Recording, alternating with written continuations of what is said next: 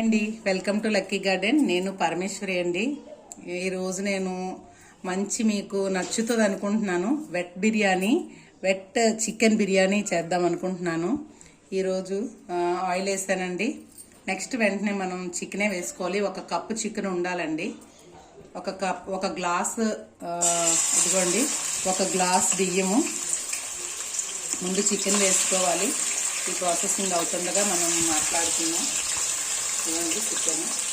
ఇది కాస్త ఇలాగా వేగేటప్పటికి మనకి కొంచెం వాసన రాకుండా బాగా వేగేలోపు మనం ఏమేమి వేసుకోవాలో చూద్దామండి. 1 గ్లాస్ బియ్యం అండి, 3 టమాటాలు, 1 గ్లాస్ బియ్యానికి 1 కప్పు చికెను, 3 టమాటాలు, 2 ఉల్లిపాయలు, మన కారం మనం స్పైసీగా ఎలా తింటామో దాన్ని బట్టి పచ్చిమిరపకాయలు వేసుకోవాలి. కొంచెం కారం వేస్తాము, సాల్ట్, పెరుగు మస్ట్గా ఉండాలండి, పెరుగు కూడా ఉండాలి, అల్లం వెల్లుల్లి పేస్ట్. ఆయిల్ మనకి ఎంత నచ్చితే అంత వేసుకోవచ్చు, మనం ఎంత తింటామో దాన్ని బట్టి. చికెన్లో ఫస్ట్ నేను కారం వేస్తున్నానండి, ఎందుకంటే మనకి స్మెల్ రాకుండా.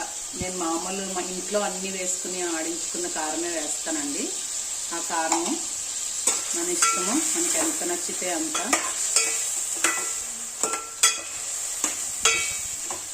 నేను చెప్పాను కదండి, టమాటాలు, పచ్చిమిరపకాయలు, ఉల్లిపాయ కలిసిన ఇది వేస్తున్నాను. ఇందులో అల్లం పేస్ట్ వేసాను, తర్వాత అల్లం వెల్లి పేస్ట్ వేస్తున్నానండి. ఇది కొంచెం బాగా మళ్ళీ మగ్గాలి, మనకి కొద్దిగా పచ్చివాసన రాకుండా బాగా వేగాలండి. దీంతోనే మనకి బిర్యానీ ఇది తెలుస్తుంది. ఇది ఇలా అవుతుంది కదండి. నేను ఇప్పుడు ఇది చూడండి, నేను మసాలా సామాన్లన్నీ వేసి అందులో వేసేస్తారు. నేను వేరేగా ఫ్రై చేస్తానండి, వీటిని వేరేగా వేడి చేస్తాను. కొంచెం నెయ్యి వేసి వీటిని బాగా వేపుతాను. నెయ్యి వేస్తున్నానండి. ఈ నెయ్యి వేసి వీటిని బాగా ఫ్రై చేస్తున్నాను. ఇలా ఫ్రై అయిన వాటిని వేస్తే మంచి ఫ్లేవర్ వస్తుందండి బిర్యానీ. వాటిలో స్పైసీగా చక్కగా మనం స్టార్టింగ్ నూనె నెయ్యి ఉన్నప్పుడు కూడా వేయించుకుంటాం కదా, అలా కూడా చేయొచ్చు. స్టార్టింగ్ నూనె వేసిన వెంటనే కలుపుకొని కూడా చేసుకోవచ్చు, ఇలా కూడా చేసుకోవచ్చు.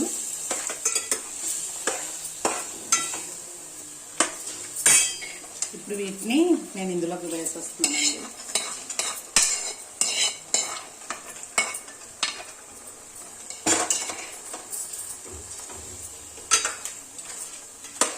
మంచి గుమ్మలాడే వాసన మాత్రం బాగా వస్తుంది. తగినంత సాల్ట్, మనం రుచికి ఎంత నచ్చితే మనం ఎంత తింటామో దాన్ని బట్టి సాల్ట్ వేసుకోవాలి మనం. నెక్స్ట్ పెరుగు అండి, దీనికి చాలా ఇదైంది. పెరుగు చాలా ఇంపార్టెంట్ అయిన పెరుగుని కంపల్సరీగా వాడాలి. మనకి వెట్ రావాలి అంటే,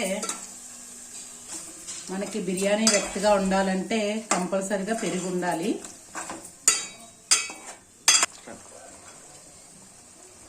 ఈ ప్రాసెస్ మనకి అవ్వాలంటే, ఈ ప్రాసెస్ అంతా ఎక్కువ బియ్యానికి ఏం కాదండి, 1 గ్లాస్ బియ్యానికి అంటే ఒక పావు బియ్యానికి మనకి ఇలాగా ఇంత దీనిలో మోతాదులో ఇవన్నీ వేసుకుంటే క్వాంటిటీలో చక్కగా బిర్యానీ మాత్రం చాలా రుచిగా బాగుంటుందండి. బిర్యానీ చికెన్ మసాలా వేయాలండి. నేనైతే ప్రియా చికెన్ మసాలా వాడతాను, ఇది బాగుంటుందండి. మనకి కొంచెం చికెన్ మసాలా, కొంచెం బిర్యానీ మసాలా 2 వేయాలి.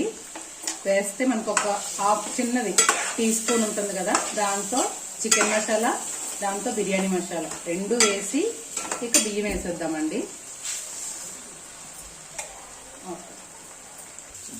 బియ్యం నానచడం అది అన్నీ చేస్తారు కదండి, నానబెట్ట అవసరం లేదు. చక్కగా ఇలాగా బియ్యం కూడా మసాలాతో ఫ్రై చేసుకొని ఈ గ్లాస్తో 2 గ్లాసులు నీళ్లు పోసుకొని, కొంచెం బాస్మతి రైస్ని బట్టి కూడా ఉంటుందండి.